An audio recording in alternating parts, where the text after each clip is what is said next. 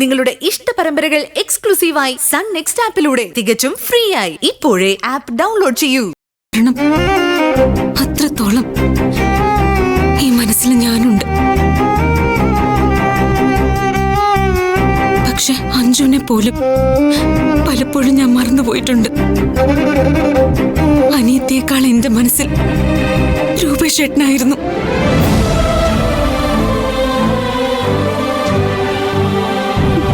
എന്നെ എന്നും മനസ്സിലാക്കും. എന്നെ ജീവിതാവസാനം വരെ ചേർത്ത് നിർത്തും എന്ന് വിചാരിച്ചാൽ.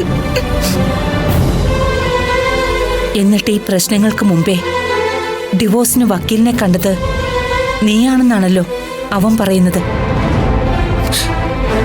അത് പെട്ടെന്നുണ്ടായൊരു തീരുമാനമല്ലമ്മേ.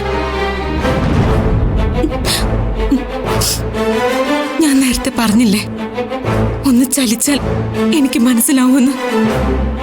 രൂപേഷ് ഏട്ടൻ എങ്ങനെയാ ചിന്തിക്കുന്നത്, സ്വപ്നം കാണുന്നത് എന്ന് പോലും എനിക്ക് കൃത്യമായിട്ടറിയാം. കുറച്ചു കാലമായി ഞാനങ്ങനെ ചിന്തിച്ചു തുടങ്ങിയിട്ട്.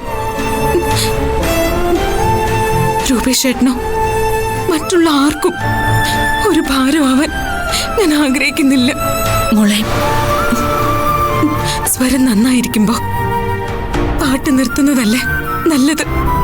എന്നിട്ട് പിന്നെ നീ ഇങ്ങനെ സങ്കടപ്പെട്ടിരിക്കുന്നത് എന്തിനാ?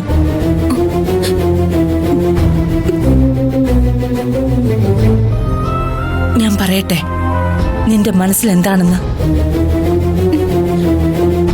ഇവിടെ ഇങ്ങനെ നിന്നാൽ ഒരിക്കലും നിന്റെ അച്ഛന്റെ മോഹം പോലെ നിനക്കൊരു IPS-കാരിയാകാൻ പറ്റില്ല.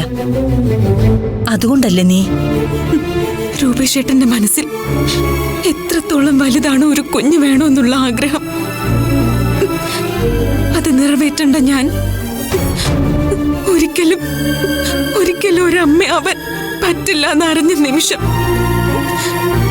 എന്റെ മനസ്സിൽ IPS ഇല്ല. അമ്മ എന്നെ മനസ്സിലാക്കിയിരുന്നു എന്നാ ഞാൻ വിചാരിച്ചിരുന്നത്.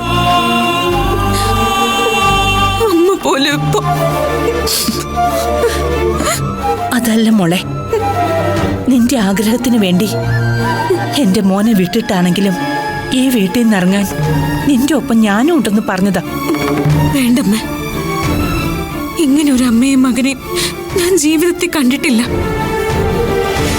എന്നോടുള്ള ഇഷ്ടത്തിന് മോനോട് പോയി തല്ലുണ്ടാക്കി എന്ന് പറയുമ്പോ പോലും ഈ മനസ്സിൽ തുളുമ്പുന്ന മാതൃസ്നേഹം എനിക്ക് തൊട്ടറിയാം. ഇവിടുന്ന് ഇറങ്ങുമ്പോ എനിക്ക് ഏറ്റവും ആശ്വാസം രൂപേഷ് ഏട്ടനോടൊപ്പം അമ്മയുണ്ടെന്നുള്ളത്. അമ്മയ്ക്കും മകനും ഇടയിൽ ഞാൻ നുഴഞ്ഞു കയറി വേരുറപ്പിച്ചപ്പോ ആ റിലേഷന് പോലും വിള്ളലുണ്ടായി ഇല്ലേ? ഉറപ്പ് ഉണ്ടായി. ഇനിയും അത് പാടില്ല. പിന്നെ ഒരാശ്വാസം കൂടിയുണ്ട്. ചില പക്ഷികൾ സ്വന്തം കുഞ്ഞുങ്ങളെ മരത്തിന്റെ കൊമ്പത്തുള്ള ചില്ലയിൽ നിന്ന് കൊത്തി താഴേക്കിടും പറക്കാൻ പഠിപ്പിക്കാൻ. ഞാൻ ഈ വീട്ടിൽ നിന്ന് ഇറങ്ങിയാലും എനിക്കിപ്പോ ആ പേടിയില്ല, ആശങ്കകളും ഇല്ല. രൂപേഷ് ഏട്ടന് സ്വയം ജീവിക്കാനാവും.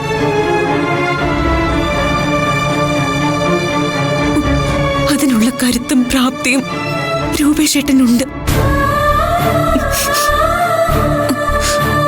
ഇനി ഉയരത്തിലേക്ക് പറക്കാൻ അത് പഠിപ്പിക്കാൻ അമ്മയും ഉണ്ട്.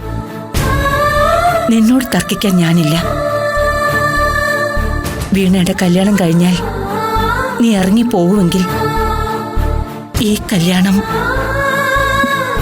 ഞാനായിട്ട് മുടക്കിയാലോന്ന് വരെ ചിന്തിച്ചു തുടങ്ങി.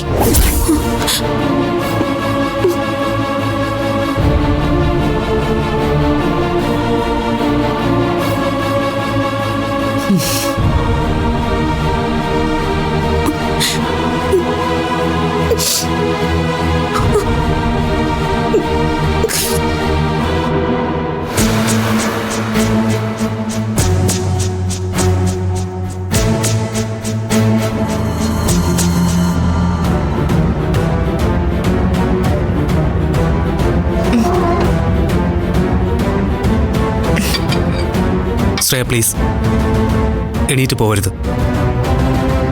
എന്നെ ഇപ്പോൾ കാണുന്നത് പോലും നിനക്ക് ദേഷ്യമായോ? ദേഷ്യമല്ല, വെറുപ്പാ. ദർശനയോട് രൂപേഷേട്ടൻ കാണിക്കുന്നതും എന്നോട് നീ കാണിച്ചതും എല്ലാം ഒരുപോലെയാ. ദയവ് ചെയ്ത് നീ എന്നൊന്ന് മനസ്സിലാക്കണം. ഞാൻ അറിഞ്ഞുകൊണ്ട് നിന്നോട് ഒരു ദ്രോഹവും ചെയ്തിട്ടില്ല. ശ്രേയ, നിന്നെ വിട്ട് എനിക്കൊരു ലൈഫില്ല. നമ്മൾ പ്ലാൻ ചെയ്ത പോലെ എല്ലാം നടക്കണം. നീ തനിച്ചങ്ങ് പ്ലാൻ ചെയ്താൽ മതി. ഇനി ഒരു കാര്യത്തിനും നീ എന്റെ സപ്പോർട്ട് പ്രതീക്ഷിക്കണ്ട.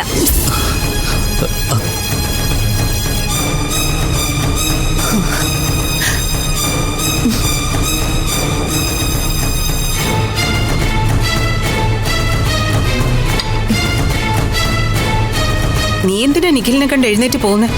ഇവിടെ ഇരിക്കെ, നിന്നോണ്ട് കഴിക്കൊന്നും വേണ്ട.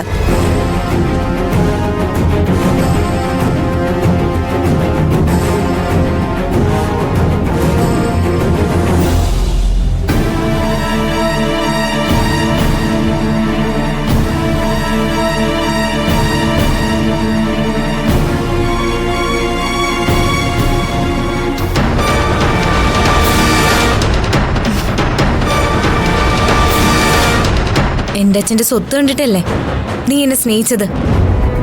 അച്ഛന്റെ സ്വത്ത് കിട്ടിയാ കൊള്ളാം, അച്ഛന് വേണ്ടല്ലേ? ശ്രേയ, നിനക്കെപ്പോഴെന്താ ഇങ്ങനൊരു ചേഞ്ച്? ആരുടെ സ്വത്തും എനിക്ക് വേണ്ട. എനിക്ക് നിഖിലിനോടൊപ്പം ജീവിച്ചാൽ മതി എന്നല്ലേ നീ ഇതുവരെ പറഞ്ഞത്?